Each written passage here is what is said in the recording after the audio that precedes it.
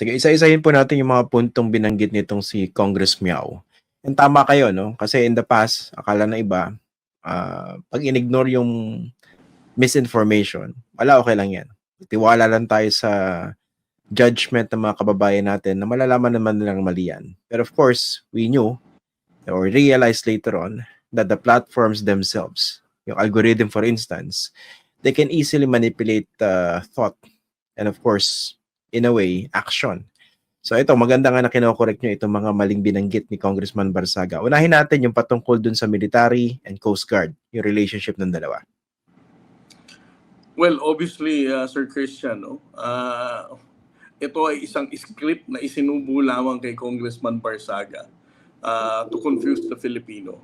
Ang Philippine Coast Guard po ay hindi parte ng Armed Forces of the Philippines or the Department of National Defense.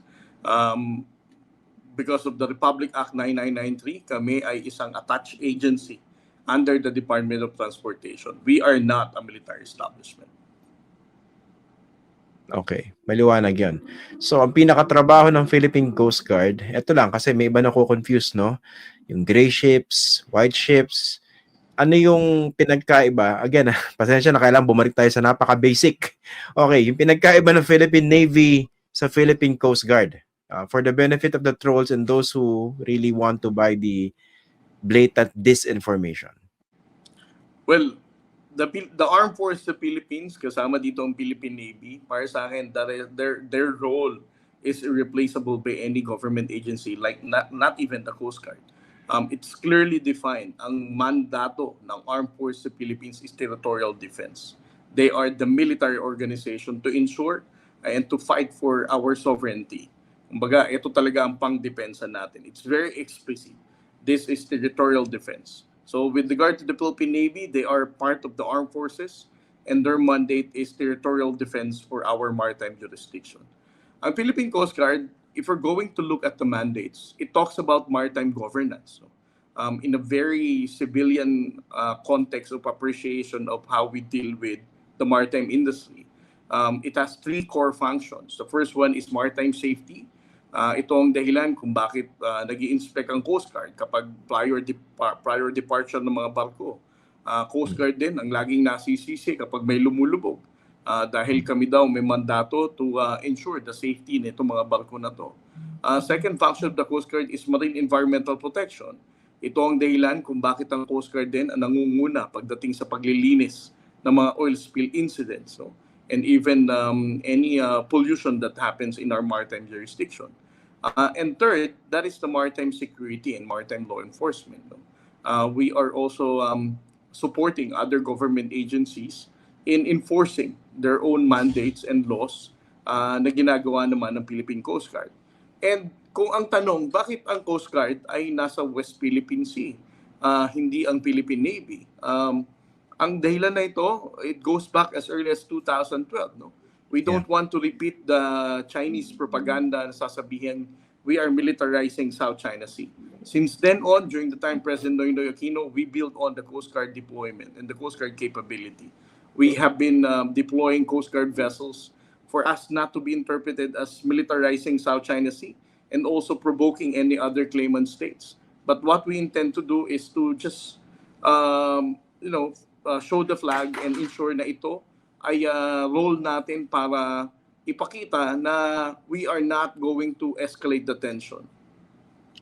Actually, ang isang problema rito nakita ko, Commodore, no? Kung ito yung naratibong gustong tahakin ng mga tulad ni Congressman Barsaga, why don't they look at China?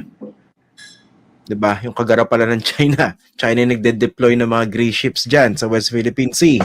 Yung meron maritime militia. Yung Coast Guard nila, obviously, nasa forefront ng pambubuli. Kumbaga yung binibintang sa Philippine Coast Guard, sa Philippine authorities, yun precisely yung ginagawang kasalanan ng China. And bakit hindi yung pagtuunan niya ng pansin? Hindi ba? Actually, yan nga yung pang-counter ko dyan, Sir Christian. No? Sinasabi nila na ang Coast Guard na provoke, no? At ang magiging dahilan ng World War III. Hindi ko alam kung nanonood ng balita si Congressman Barsaga to realize na ang Coast Guard vessel, majority of our vessels are 44 meters ang haba. Ang China has always like 110, 115, And it's even the largest, yung monster-sized vessel nila, is 160 meters. Paanong magiging dahilan ng Coast Guard ng Pilipinas ang magpo-provoke at magpapataas ng tension? Ang cute nga ng barko natin kung itatapat sa barko nila, 'di ba? I mean, common sense lang eh. Para kang naka-Toyota Wigo na ang pinoprovoke mo ay 16-wheeler truck, no? Or mga buses na pagkalaki-laki. Oo nga. Obviously. Okay. Nga, pero sana nare-realize to ng mga right-thinking Filipinos natin. Iba kasi medyo nahuhulog dun sa pakyut-pakyut nitong si Congressman Barsaga. No? Parang tingin nila, uy, Gen Z, cool na cool, no? Hindi nila nare-realize na medyo nahuhulog sila dun sa mga ganung sa mga ganung walang kakwenta-kwentang naratibo. Anyway, ituloy natin yun. Pinapa-abolish niya yung Coast Guard. Tapos pinagbintangan kayo na corrupt daw yung organization ninyo. At dahil ang basehan niya lang, dahil meron daw kaming binibigyang mga ranggo na namumuno sa Philippine Coast Guard, at ang binanggit niya nga dito is of course former Speaker Romualdez and Secretary Gadon, no?